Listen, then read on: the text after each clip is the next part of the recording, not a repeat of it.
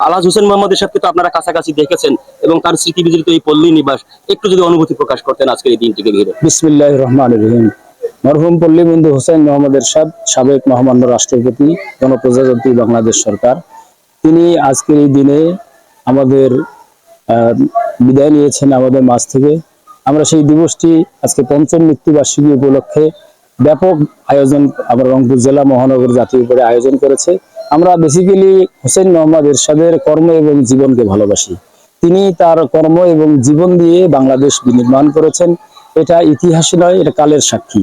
সে কারণেই পল্লীবন্ধুকে ভালোবাসা। এক, দুই হচ্ছে রংপুরে ওনার শৈশব কৈশোর, ওনার কর্মজীবন, ওনার সশস্ত্র জীবন এবং ওনার এই রাষ্ট্র মেরামতের যে গুরুত্বপূর্ণ জীবন তিনি রংপুরবাসীকে নিয়ে পালন করেছেন, এটা আমাদের গর্বের বিষয়।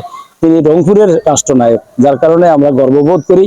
তবে একটি জিনিস আমি আজকে জাতির কাছে জানতে চাই এবং সরকারের কাছে জানতে চাই, জাতীয় পার্টির কাছে আমার জানার রয়েছে, পল্লীবন্ধু হোসেন মোহাম্মদ এরশাদ হঠাৎ অসুস্থ হয়েছেন, তিনি দুনিয়া থেকে চলে গেছেন, সবাইকে যেতে হবে, এটা আমাদের নিয়তি।